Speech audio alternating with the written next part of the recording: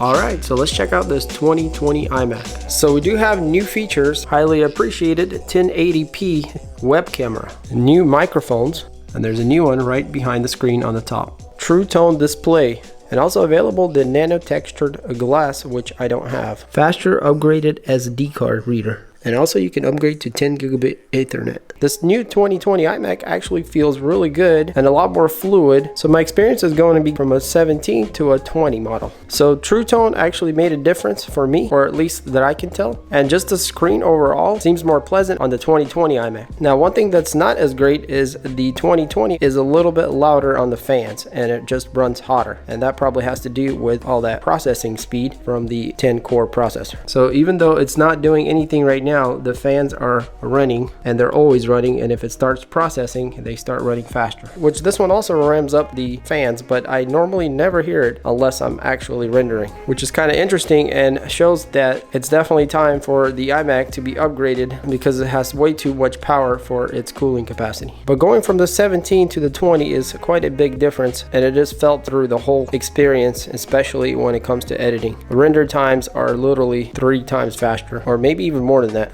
And I didn't mention that my 2017 Mac is spec'd out also to the highest configuration at that time. So that says a lot how far these Intel Macs have gone in just 3 years. So I'm sitting about 3 feet away from the computer and we're checking the video quality plus the new microphones in this 2020 iMac. So to be honest, it does look pretty good, but it's not as good as I thought it would be. And here I am behind the 2017 iMac, and you guys can see it's quite a big of a difference. So the 2020 has a very good upgrade in video quality and also the sound quality.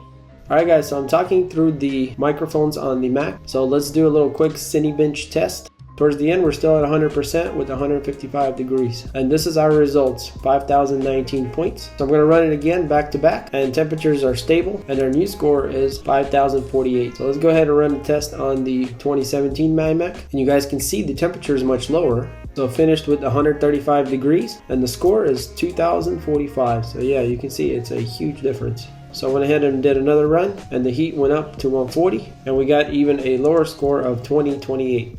So also I went ahead and installed a boot camp for Windows, and that's quite a simple process. You just download an ISO and then use boot camp to install it. And at the start disk we can see we have the 2 operating systems. So let's go into Windows real quick, click restart, and it's literally going to log out out of the Mac OS and go into Windows. So if you're the kind of person that likes to play games on the side, or just enjoy yourself with other programs that are not available to Mac users, you can install Windows and do all those other things. And this machine being very powerful, it could easily run almost any program. So there's times that I need Windows for certain softwares and things like that, but also obviously you can play games on this thing. So I did download the Forza Horizon demo, and it's a pretty graphic intense game.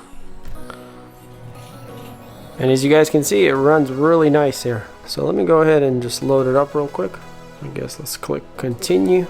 And another great thing about having Windows is you can connect your Xbox Live and play it through your PC. So if you have Xbox games, you can literally play them on the computer. There's quite a few options out there when it comes to gaming on Windows, but not so much options when you have Mac OS. So on the top corner, we can see what our GPU is at. So we got 50 something frames a second. So on cut screens, it runs at 30, and then during gameplay, it goes to 60.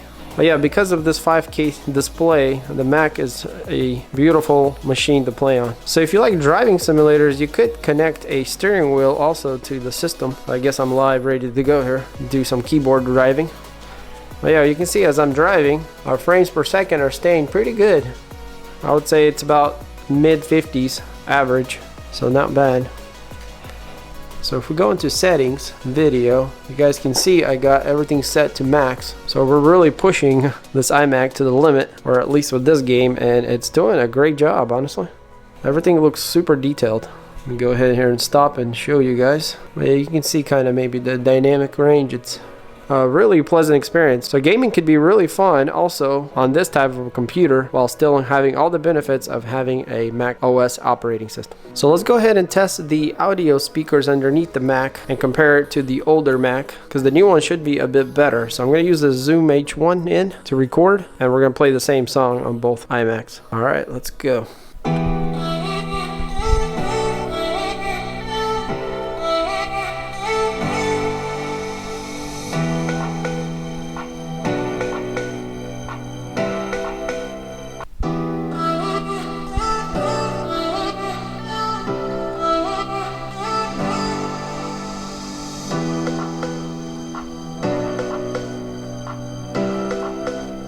And if you're curious, this is how the PreSonus Eries 5XT sound like.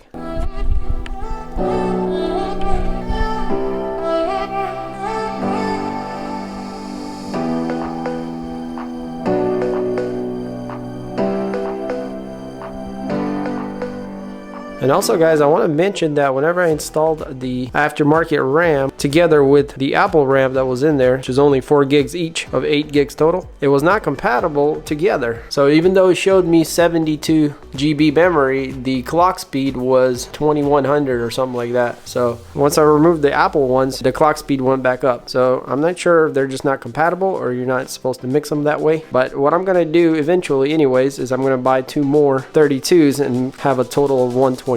But I feel like I don't need it now, so maybe in about a year I'll do that upgrade. So yeah, just a heads up, if you're going to upgrade your RAM, stick to one brand for all the slots, or it might not work out like mine didn't. Also, the new iMac can output pretty huge specs into external monitors. So I just have a little 1080p connected to it now, but you could connect Apple's XDR display to this thing and it would work, and even supports 2 of them I think at once. So it's a pretty large upgrade as far as output goes. So do you need a 2020 iMac? I would say if you have to have one, then definitely it is worth it. It is a powerhouse of everything you would want in a computer, all in one body. Yes, it is a bit outdated with these ginormous bezels, but it does everything so well in one package. So if you need a computer now, this is a great computer. If you're willing to wait for Apple Silicon, because I'm sure those would be awesome, and plus it will finally be nice to see a redesign. So if you have a 19 iMac, this is probably not worth the upgrade. But if you're coming from a 17 or older, this is a huge upgrade. Also guys, not to mention that these are going to be probably the last Macs that you can boot camp Windows and use it as a game machine. So this is obviously not, a gaming computer, but if you wanted to use it that way on the side, you could. So this is truly an all-in-one iMac. Alright guys, if you enjoyed this video, then hit that like button. And if you're new, I do a lot of reviews and other interesting things on this channel. So if you want to see more stuff like this, then stay tuned. And as always, thanks for watching, and I'll see you on the next one. Peace.